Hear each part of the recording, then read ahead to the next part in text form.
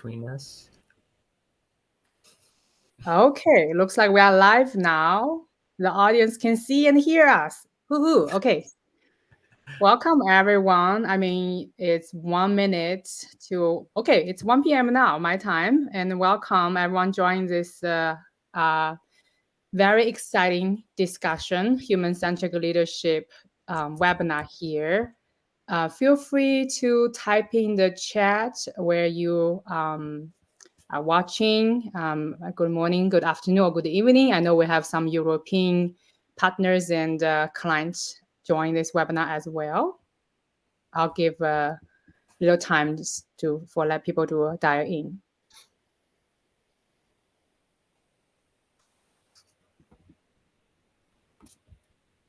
Okay.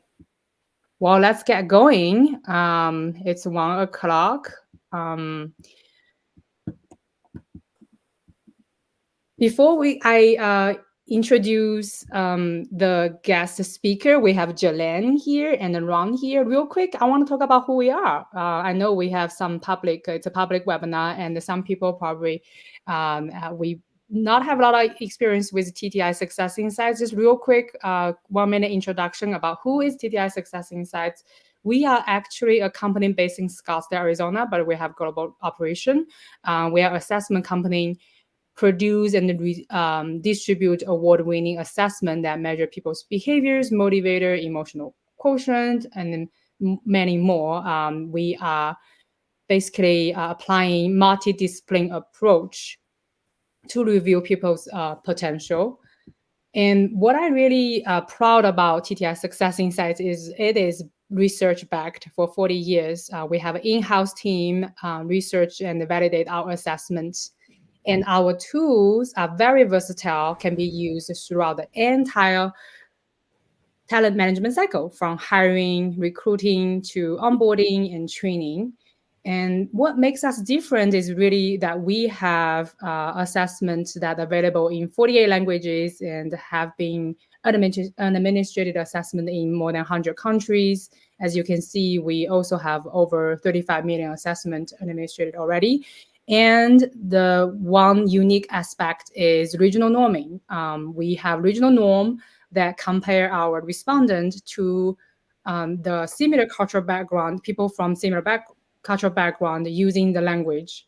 So that's very special because we are talking about cultural aspect, how people behave differently and how people are brought up differently. So you can compare similarly. Then here are our guest speakers, our wonderful guest speakers today. We have Ron Oltmanns and Jalene Case. I'm going to do a quick introduction. I forgot to introduce myself. My name is Kefei Wang. I'm the Global Partner Strategy Manager at TTI Success Insights here. I work with our global partners very closely to help them expand their markets. Therefore, I watch closely on talent management workforce trend. And that is one of my the human-centric leadership topic is very dear to my heart, and we will talk more about it. Let's hear from Ron and Jalene. I want to hear from, let audience to hear your introduction. All right, well, I'll kick us off. Hello, my name's Jalene Case, and I live on the beautiful Oregon coast. I own a company that focuses on consulting and coaching with an emphasis on self-leadership. And my background is that I spent a couple decades in the food service brokerage industry, left that and moved into the nonprofit world for almost a decade, left there as the executive director, and spent 2 years on a motorcycle ride from Oregon to the southern tip of South America. I came back from that and started the business I have now. And I've been doing this for about 8 years. I am passionate about leadership because I believe we can make the world a better place. All right, Ron, on to you. It's great to have everyone. I'm Ron Oltmanns. I am the principal with Lead Skill. That's our company based here in Houston, Texas. And I've worked with TTI as a partner for over 25 years. And I've worn different hats, but one of the ways that has been expressed is I actually moved with my family in 2011 to China and helped open up the market for TTI in China for a couple of years, living in Shanghai. So Lead Skill is actually a leadership consultancy. We do work with people around the globe, but small companies as well as some of the large corporates. And I've worked with quite a few leaders at different stages in what I'd call their career cycles. Some just starting out, some quite advanced and experienced. And I've enjoyed working with leaders at really all levels. And so today's webinar, we're really here to kind of share about a different approach that is actually becoming more common today, human-centric leadership. I'll let Cafe introduce more about that. Thank you both. Yes, thank you, Ron and Jalene, for the intro. And I can't wait to hear our discussion, dive in the discussion, because Ron, you just mentioned that I forgot to set up the stage of the expectation. So today, everyone listening to this webinar, we will explore what human-centric leadership really is and how do we implement. So at the end of the webinar, you will hopefully you can have at least 3 actionable strategies that you can implement in your organization to start the human-centric leadership approach. Because to us, we believe it's not just a buzzword, and there's a lot more into what is really human-centric leadership and how can we make it happen in real life. Let me move to the next portion. So yes, we will going to have a quick discussion about defining. But first, when I saw this this human-centric leadership, it seems obvious. Human-centric, put people first. But then you think about it, it's like, who are the people? Are we talking about employees? Are we talking about leaders, stakeholders? It's not that clearly defined, depending on what organizations and what kind of culture we live in. It might look a little different. And it's really not just a buzzword. It's more very practical aspect is like, how do you balance different aspects of the leadership to cater different people's need and have a genuine care of those employees? So I want to hear from Jalene and Ron. What does human-centric leadership mean for you? Go ahead, Ron. I started out the last one. So for me, and I put something up even just yesterday on LinkedIn about this, a graphic in which, I think it's important for us to talk about like what is at the center of our organizations. What animates us? What actually, when push comes to shove, what really drives our decisions, the critical decisions that are made. And in that graphic, I showed, that money is often at the very center of a lot of organizations. It's part of the conversation. It's even not in the conversation, but it's on everyone's mind. People are really, driven toward that. And so I think it's helpful for us to kind of contrast what we're talking about today is something different from financial concerns being the paramount, driver within an organization. A human-centric organization, human-centric leadership is about putting people back at the center. And it's not like money is unimportant or, we just don't care about profit here anymore. You can be intensely focused on profit without it being the central driver of the organization. So human-centric is let's put people back in the center. Let's remember that people are essential to our business results, our customers, our market, our community. The people who work within our organization are central to what we're doing. And so it's really a fundamental mindset shift. Thank you, Ram. Yeah, that's interesting because you mentioned about putting people first. That reminds me at TTI Success Insights, we have the assessment of ACI. We measure how we value internal or external. And there are certain leaders are probably naturally lean into putting people first. We can dive that deeper. I'm just having that thought I want to mention here. What about you, Jalene? What do you think? How do you define it? Yeah, so I liked how you started off with what people do we mean? There's so many people involved in an organization. And when I thought about it, to me, it starts with the people who work there. So really prioritizing the people who work in the organization so that the organization also benefits. And as you were talking about other people, I thought, well, that also ripples out to the stakeholders, the board, the customers, which also connects with the bottom line. Like it really is so interconnected. And yes, it's coming to me right now is it's sort of like concentric circles. And if you focus on making the people who work at the organization first, then it can ripple out from there. So to me, that starts with leading yourself. So the leader of the organization first has to take care of him or herself, because it's like that old saying that we've all heard, you can't pour from an empty cup or put the oxygen mask on yourself. It sounds cliche, it sounds easy, but if you're not taking care of yourself, if you're continually exhausted, you're not going to be able to do all these things that we're going to talk about today that really are, that take work to do to make your organization focused on people, human-centric. It starts with you, and then it can ripple out from there. You are a mere mortal. You still need to take care of yourself so you have enough to give to other people. So we had talked about sharing some examples of what that might look like in an organization. I'm working with an organization now that has 2 leaders at the top who are really working to change their culture, improve their culture. And I felt like that was very connected to this human-centric leadership, because while they didn't start with that in their mind, what they're doing is absolutely that. So here they're doing 4 things. They are, first, we started out with offering a leadership program to leaders of all levels. And then the second thing is people who go through that leadership program then can join an alumni leadership group that continues the learning.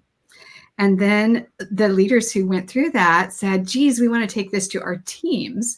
And so then they also offered the same leadership development and really people skill development to the teams, the individual teams. And then the last thing is offering coaching to employees in the organization. And all 4 of those things are putting people first, the growth and development of their people, and really the connection of their people with each other. Thank you for sharing. It really boils down to what you mentioned about the ripple effect. Ron mentioned it's all about putting people first. Let's put the financial aspect on the back seat. And Jalene, you mentioned it's like ripple effect from leader themselves, he or she themselves, and then go to the employee, stakeholder, customer. I'm gonna share this interesting stat here. This is a stat that's shared by Harvard's Business Review study, talking about only 31% of leaders, they rated their own confidence in knowing when to show empathy versus when compassion. So the empathy, compassion is a balance. We talk about putting people first, but also show the flexibility and balance in when to take action, when just showing the empathy. And I find that interesting because I found like there are different leadership style might have a strength in adapting different aspects in this practice. And before we move into, we're going to talk about leadership style in a little bit. I want to just spend a few minutes and hear your wisdom about why do you think all of a sudden matters today? Because to me, it seems like ever since pandemic, our relationship with job changes. And it's like a wake-up call. We start to value a lot more mental health, family, like other aspect of our life instead of just the traditional aspect of job. And of course, putting people first and practice human-centric leadership will have a big impact on empower people, making people feel more confident, reduce the stress, and increase the resilience. So all of that eventually, of course, is going to help with retention, performance, and bottom line. But I'm curious to hear from you, Ron and Jalene. What do you think? Why it's all of a sudden everyone's talking about it now? Well, I'll go first this time, Ron. So I think people are talking about it because they realize what a crucial role work plays in their day in and day out lives. And so many people are even working at home more nowadays. When you think about workplace expectations, though, I think people expect more often for it to be specific to them. So not to just have broad benefits, but what is it that that particular employee needs? And that's a big question, right? How does a leader know what each individual employee needs? So I'm going to talk about this from two different perspectives when I was thinking about this. The first is, let's just go very general. And then the second is getting more specific. So let's say, you need to start somewhere. I mean, one way to think about it is thinking about the generations and what they want from the workplace. For example, baby boomers tend to want more, and I have some notes here I'm going to glance down at. I don't have all this memorized either. Baby boomers want more job stability and structured career paths and leadership hierarchies. They want recognition for contributions. Gen X wants more autonomy, efficiency, flexible work arrangements. Generation or millennials want more transparency and teamwork and lots of feedback and work-life balance, meaningful work. And the last one in the generations here is Gen Z, and they want more inclusivity and seamless technology, integration, authentic leadership, another work-life balance. So those are a lot of different aspects to consider. So that's one lens that you could look at it through. A more specific lens, though, is really these assessment tools that are offered by TTI. And frankly, when I work with my clients, I always say this just is going to make your job so much easier to understand what each individual person wants. And I won't go through all those specific assessment tools. I'm probably going to go through those. But this is a tool. It's a tool for you to get to know your employees better, what will help them do better work, and a way for them to get to know each other better, a way for them to get to know you better and how to work better with you.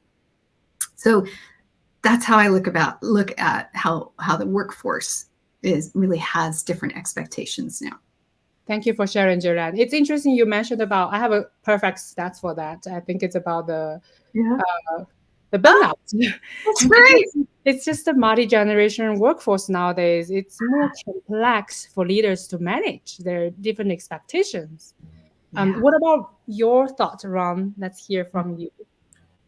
If we take the long view and we go back a ways, so like 60 years ago, okay, that was a time when I think the whole human-centric approach was just being pioneered. So I'll mention a few people's names like Abraham Maslow, Carl Rogers, two psychologists who really were, what they call the human-centered, approach. And these were kind of new and revolutionary concepts at the time in the 1960s. And, a lot of people, it was a hopeful decade at that time when people were, talking about new ways and new potential in business. Well, a lot of things have happened. A lot of, we'd say a lot of water under the bridge since then. Trends have come and gone. We've had a lot of things happen in between. I think the approach to human-centric, like leadership in the workplace, though, is because we do have a society, and I'm talking about society in a much broader sense than, for example, just the United States.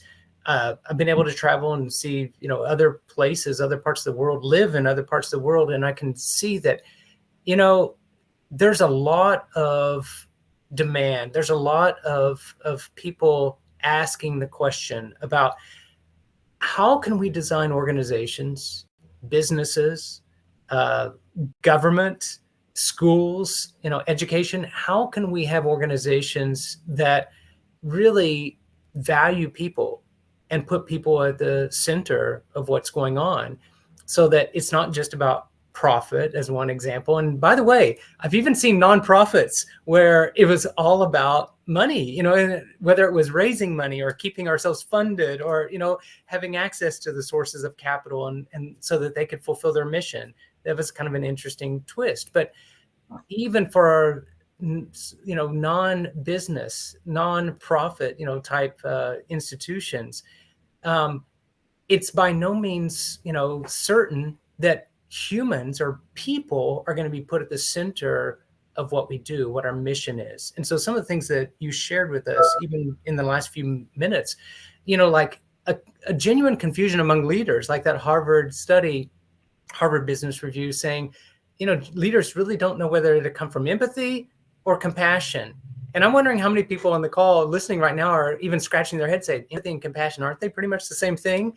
And they're very similar, but they're not the same thing. And so some of these skills that are really essential, Jalene mentioned some of them, like transparency and collaboration, or empathy, are critical for human-centric leaders to practice. And so I think one of the reasons that we are really hearing a lot more about this is that you mentioned the pandemic. Yes, we had like this huge experiment. We were all thrown into working remotely.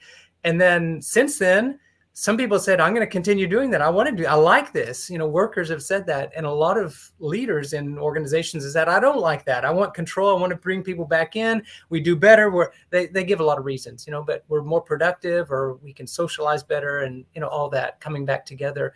And I think there's a big conversation going on about, how do we incorporate the best practices that allow people to be productive, allow them to be social, allow organizations to fulfill their mission, and really take care of people and be sensitive to people are under a lot of stress.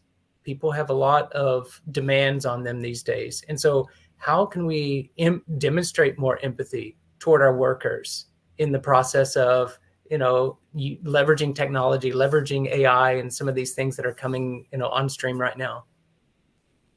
Yeah, Ron, you just mentioned so many skills that sounds like the leaders need to tap into to truly demonstrate the human-centric approach.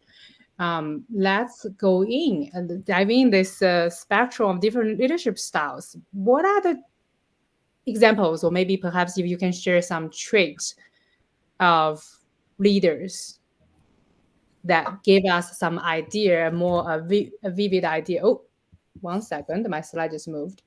Let me just jump in, Kofe, because I'll take up, that where I left off about like the empathy piece. That's a critical skill for leaders to have, and to have empathy. Well, when we look at it, empathy has different, I guess you'd say, dimensions, different ways of expressing itself. Like, one of the parts of empathy is, do you just basically understand people? And the experts would call it cognitive empathy, but it's like, can you even get into another person's perspective and see things from their side of the table, so to speak? Mm-hmm. So that cognitive empathy is like, oh, I see you, or I understand, I get it. And not just saying it as words, but really demonstrating that you see what things look like from their, perspective. But then there's also affective empathy, which is, actually being able to demonstrate it in feeling terms. And that's part of the compassion piece. And, there's times when you don't need to get into compassion. You actually just need to demonstrate understanding of people, that cognitive empathy. And so understanding those, sort of more subtle distinctions, that's an important piece for leaders to grab hold of. And so some leaders are going to be much more comfortable with a human-centered approach than others, especially if your training, if your background, even your values are, maybe tending to what I call the heavy quantitative or, science, based skills. I've coached leaders who came up as engineers, and they've said, Ron, I just wasn't given a lot of help here about how to develop my people skills, my interpersonal skills, so they hired me to work with them on that piece, because they had reached a point in their career and their leadership where it was a real constraint on them being effective and going to the next level, or taking the organization to the next level, because sometimes they're the owner and it's like there's no place higher for them to go career-wise. They are it. But they've acknowledged, or they've had that self-awareness that there's something missing here. I'm just not connecting with people, and I need to double down on my skills in this area. That's an interesting angle, Ron. You mentioned about this self-awareness, and Jalene, you mentioned earlier. I'm just thinking, like, that can be perhaps I would capture as like a growth mindset, like people who are willing to learn more, to connect, because there are leaders, like you said, who naturally can connect with people more, who naturally has a skill of demonstrating the empathy more. What about you, Jalene? Can you share your aspect? I think I have all kinds of ideas sparking in my mind. I think this is so complex. As soon as you try, you start talking about people, right? So one aspect of it is how do you get to know yourself? So you're aware of your own, obviously self-awareness, but aware of your tendencies. You know, what is your natural tendency? Is it to go straight for the academic, task-oriented approach? Or is it to go straight for more of a warm, friendly sort of approach? And there's not a right or wrong, but first to understand your own tendency, so that you can be aware of that and adapt it as needed based on, now you introduce another person to the mix. And so based on what that person needs in order for them to feel like they're important, to feel valued, even to trust you. I mean, thinking about this aspect of trust, a lot of employees leave organizations because they don't trust leadership, or they don't like them, have a problem with them in some way. And all these things that you do help develop that relationship, and trust is an aspect of that. Just one aspect of trust is employees, people, we like to know that the other person cares about us, that they have our interest at heart. So how do you do that? How do you show that? And I like Ron's discussion about compassion versus empathy. One tool that I often share with my clients, because I think empathy it's hard to explain, and frankly, it's hard to do. And I'm a very people person. It is Brene Brown did a video, and you can just Google Brene Brown empathy video, and it will pop right up. It's 3 minutes, and it really helps you see what empathy looks like and sounds like. And one of my big ahas from that is it doesn't start with at least. Well, oh, I'm having a horrible day today. Well, at least your desk is clean. Like, that's not empathy. But look on the bright side, right? yeah, at least the sun is out today. So this is all, if you're feeling at this point in the webinar like, oh my gosh, it is kind of like this, but we're trying to break down the elements so you can begin to see all the components of human-centric leadership. I'm really glad, Cafe, you put up here like psychological safety. That is so critical, and I've really come to see this. I mean, it's been over 10 years now, but like, Google had that study, Project Aristotle, that they did internally, and they were really looking at what makes for high performing, high functioning teams. And they had 5 different, components that came out of that. You can Google, just go look it up, about Project Aristotle. But what I found fascinating was they said, of these 5 different components, the one that is absolutely critical is psychological safety, is that people have that strong sense that the leader has their back, or is not going to embarrass them or put them on the spot. And we know certain leadership styles are sometimes often unaware, but they have a tendency to, actually put people on the spot. The commanding style is one of those. The pace setting style is another, where, we're going to go take that hill. We're going to go do this. And you're just running people, into the ground. They're really tired, or they're stressed. And if you aren't aware of that, then there's not enough psychological safety even for people to kind of raise their hand, or to say, hey boss, we're stressed, or you know what? We don't feel like you listen whenever we, are trying to give our ideas, or when we give ideas, you steal them, right? And a lot of people won't even say it that, that clearly or that openly, but it's like, give us a little bit of credit for what we're contributing here. And, a leader really has to take a hard look. And I found it's rare for leaders to have that level of self-awareness. Most of them think that there's enough psychological safety. And whenever they actually use me and other consultants I know to actually come in and do some sort of a study, some sort of a tool assessment, 360, whatever is required, and show the gap or the difference between what the leader perceives and what the team perceives in terms of psychological safety. They're usually flabbergasted, just like, I had no clue. I had no idea there was that big of a distance or that much space between where I see things and where my team sees it. That's interesting because you mentioned that those unsuccessful leadership behaviors here. We talk a lot about care, trust, people really, really taking care of people's need. But there are sometimes leadership demonstrates those behaviors unconsciously can be detrimental in the practice of putting people first. Let's move on to talk about some more, even more practical, because we talk about a lot of leadership traits and why it matters. Let's dive in. Here, I thought about those two things when it comes to like, what are the roadblocks? I'm thinking about, this is a recent term I came across. It's interesting, called threat rigidity. It's basically about people do not like get changed, right? Even babies, we do not like get changed. And when during the transformation process, when people are being told to change, there are a lot of I guess emotional resistance, like fear, upset.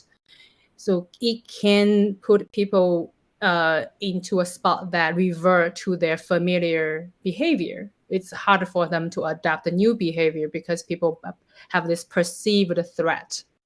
So that creates a very vicious cycle of change resistance cycle. I'm curious, in your experience during or around, when you work with clients who want to adapt or enhance the people first, human-centric approach, what are the roadblocks that are there in the transformation process? I'll dive in, Ron. I forgot where we are and going back and forth. I'm trying to be Miss Fair here. I agree with the resistance to change. We all have that. But even in that area, understanding that some people are like, yes, let's do it. We can start next week. And some people are, it takes them down. They have a huge fear of it. So recognizing that and maybe thinking about the pace of change. Another area could be, I think it's very easy for leaders to get focused on tasks, and maybe on the back burner are people. So to at least make those an equal focus, how you're paying attention to people and getting the tasks done. Losing sight of the long-term big picture. So again, those tasks they're quick, they have to get done. I get that, but the long-term picture really are the people, and having retaining your people. Continually leading and learning and growing as a leader. I think that this can be a roadblock, right? Because you think, I don't have the capacity to learn right now. I don't have the capacity to change right now because I have all these other things on my plate. Another roadblock could be, let's see, not having your own support system. You're doing this alone. You're like, I know there's a saying, something about it's lonely at the top, and it doesn't have to be lonely at the top. There are a lot of different ways that you can create a support system for yourself, some paid and some unpaid.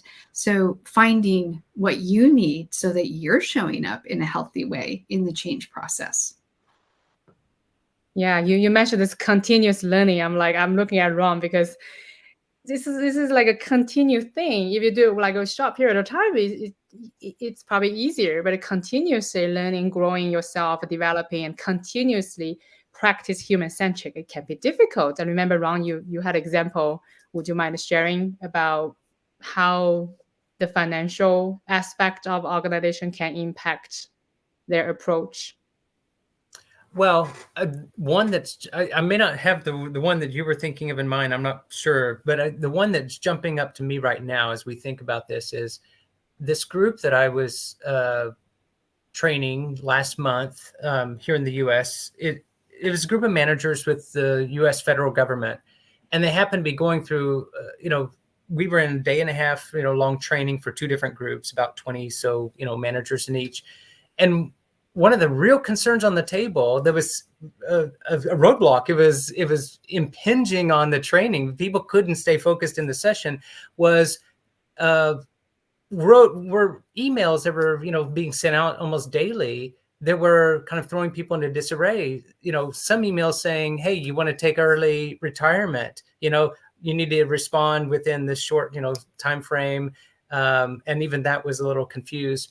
And then people also hearing rumblings about jobs being cut and that their position may not exist anymore. And I had several managers come up to me during the break and on the sideline saying, "Man, this is really throwing me for this is stressing me because my wife works in education.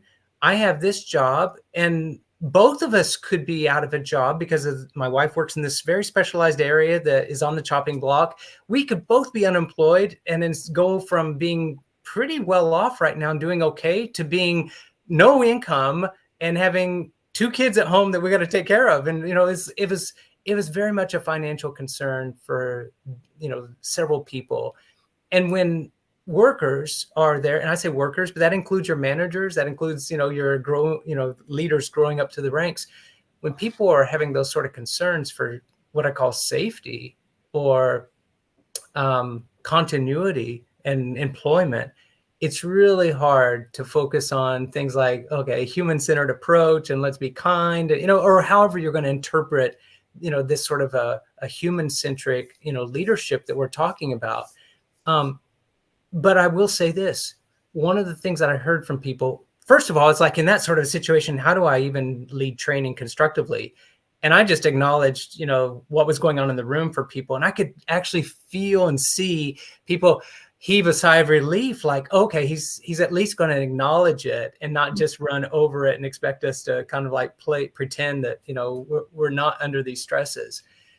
And then beyond that, another part of it was just helping people think through, like, okay, let's go back down to basics. Let's really examine where we are, and it's not like that, like Jalene would say, it's not that like that. At least you're not, I'm not going to try to make people feel better or give them a pep talk, but just helping people think through where they are and, take a breath, be there as a conversation partner. So it's more of a coaching approach.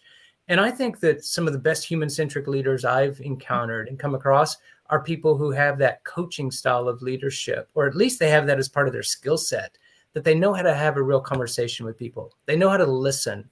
And they also know how to help people do their best thinking versus giving them advice or telling them what to do. And so I think that's a pretty, basic way to implement this.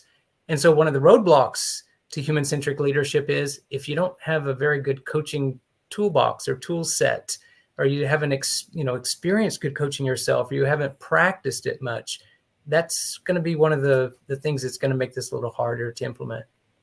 Yeah, what I hear from you is you need support, right? You can't do this on your own. A lot of times you need a support system to implement the change in the organization. Let's talk about, it's a perfect time for us to jump in, talk about the how-to part. We have about 10 minutes left for our conversation, and let's talk about the how-to. And here, before that, I want to share a quick stat by, I came across this interesting research conducted by Ernest Young and the University of Oxford. It's actually a 3-year collaboration between these two organizations, and they research about 800 leaders, 800 workers, 23 countries across 16 industries. And what they found is you really need to address the emotions in the process of transformation. And they talk about in the negative emotion increase by 25% in successful transformation, but for underperforming transformation, it's 130. I really like this one because it talks about, this research boils down to you have to put people in the center in the transformation. And it talks about when you take care of, you demonstrate engaged leadership, you inspire, you lead, you take care of your people, then the likelihood to have a successful transformation is just much more higher. Now, talking about the practical part, I think if you both Jalene and Ron, you mentioned a few things already. I think Jalene, you mentioned start with the leader themselves. Ron, you just mentioned about coaching aspect, like coaching mindset, like a coach toolbox. What other strategies or ideas you think people can implement? Where can we start? Yeah, so I would say that connection piece is the first place to start. And often in my experience, I find that really no matter what your leadership style, you need a framework to do that. And there's another saying, and I'm not going to get it right. Somebody may be able to correct me, but it's something like all models are useful and some of them are good. No, all models are good and some are useful. Something like that. But to start, give yourself a model to start out with. So it's some way that you're connecting with yourself first, because that is going to ripple out. That's the beginning of everything, right? So connect with yourself. How are you going to connect with each person? And how are you going to help them connect with each other? Now there's that's a big chunk right there. And then how are you going to continue to nurture those relationships? What are you going to do on a regular basis to keep that connection? And it just, I don't think it has to be complex. I think it starts somewhere. Let's see, I'm just going to say off the top of my head here, if you're going to try to connect with yourself, maybe write down what's most important to you today to get done. Not just a task that has to get done, but what is the most important thing to you, and how might that make you feel? So connecting with your emotions and also what you're doing. Do something to connect with another employee. Again, these assessment reports make everything a little easier, but even if you find out a little bit more about them. Where do you want to go? What do you want to learn next in your job? Helping them connect with each other, give them a way to start having conversations together. Maybe you have two employees, they're going to support each other in working on one goal that's important to them. They're going to connect once a week or once a month and support each other. These are just off the cuff ideas. There's lots of different ways that you can start, but start somewhere and have some kind of structure. And then just continue the learning, because they're learning along with you. These are not things that, gosh, I don't think we're taught in schools, are we? I don't remember being taught. We get taught the basic topics, but not how to connect with people. And then support. Just provide as much support as possible in that whole process, knowing that it's going to be easy for some people, really hard for some people. But having some kind of structure will help. I think help with that psychological safety, help them feel safe in asking questions about it, because they'll have something really specific to ask questions about, and have a way, a path to follow, basically. Mm-hmm. I could say that in as concise as I could say that. Thank you. I think one of the practices that I've seen really works well, and I think this might even be getting at what you had prompted me on earlier, Cafe, maybe not, but we'll see. One of my client companies, they actually put aside a pool of money per employee, a couple $1,000s dedicated for that employee to spend with advice from their manager, but is, to spend on their own development. Specifically on, getting better coaching, working on skills that were going to make them more effective at their current job, but also prepare them for the next role of, taking on more leadership within the firm. And so I think those sort of practices demonstrate to employees like, we're putting our wallet, we're putting our money where our mouth is. It's like, we're not just saying we're human-centered, right? But we're actually putting some money to invest in you. And I know other companies have invested in, people, sending them to EMBA courses, or like the company that I was working with, we just concluded, earlier this month, a 6-month leadership, development exercise that brought people in from 6 different countries, in this part of the world for, a day and a half, 2 days of concentrated leadership development time in person, and also so that they could do networking with each other. and filled in the gaps in between those in-person sessions with virtual training for them that we did live. We did that, but we also encouraged them to carry on their kind of cohort-based things, kind of self-organize them in these pods, 3-4 people at a time, to meet up on a monthly basis and encourage the learning and debrief some of the things that they're noticing and how they can apply concepts and best practices that were being shared. And I mean, that was a well thought out process. It was well funded too from the company. They said, we're going to put a priority on this. And this was an organization that historically had not put much effort or money behind leadership development. So they were taking a bold and a big step forward to do this. It was a significant investment. But I will say, in the eyes of those, 23 or so managers, it was significant, and they were so grateful that the organization did that step. And on the last day, they were like, man, they were so eager to go implement what they were doing, back with their teams, but also they were eager to see the next group, the next cohort come up so that they could mentor them and share their, kind of learning a lot, throughout the organization. And I find that is kind of a great endorsement of when you get this, these things down, when you do it right, it kind of reinforces itself. It's a virtuous cycle. Thank you for sharing the example. We have actually run out of 1 minute time. We're going to wrap this conversation very quickly, but I was so curious to hear from Ron, like, okay, what that made that organization made this bold movement? Anyway, we promised our audience 3 key takeaways. I think we delivered more than 3. To me, I'm going to summarize up that. Jalene, you mentioned starting with self-leader. And then we talk about building trust and connect. And Ron, you mentioned about putting money, invest the people for real, and then foster group, like maybe it's building a community that in the organization to grow together, learn together, develop together.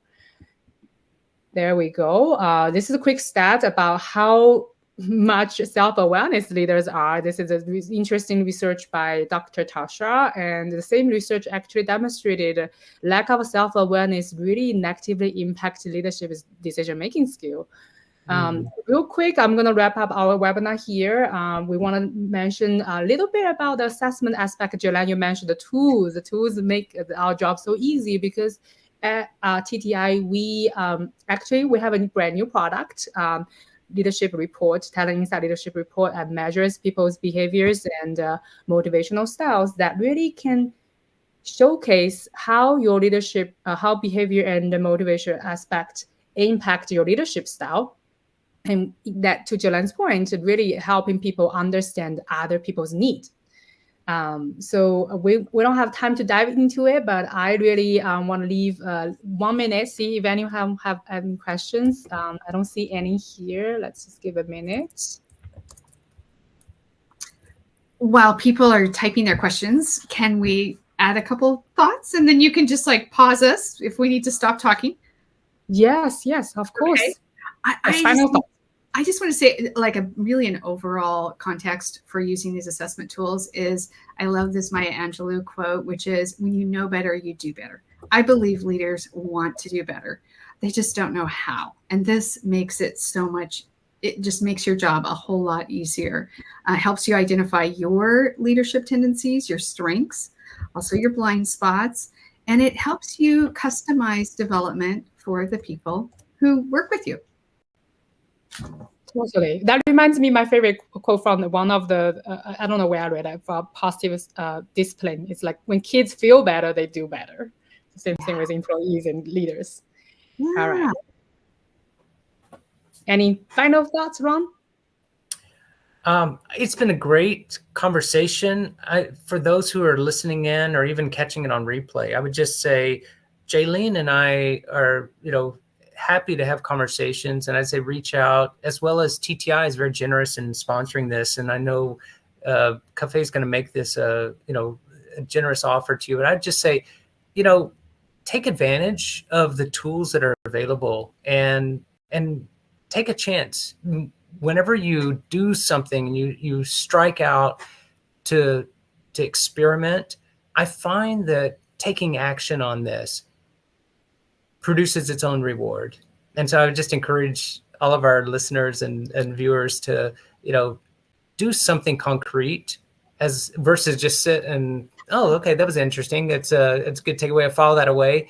And then you find that later, I really didn't do anything with that. So try to convert that into action.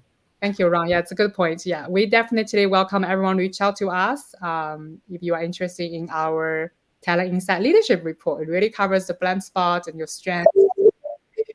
Well, thank you, everyone. I don't see any questions here, but let's see, double check. I don't see any questions. Really thank everyone for your time, and thank Jalene and Ron. We appreciate your time as well and your contribution. I enjoy this conversation a lot. Thank you, everyone. Thank you. Bye-bye.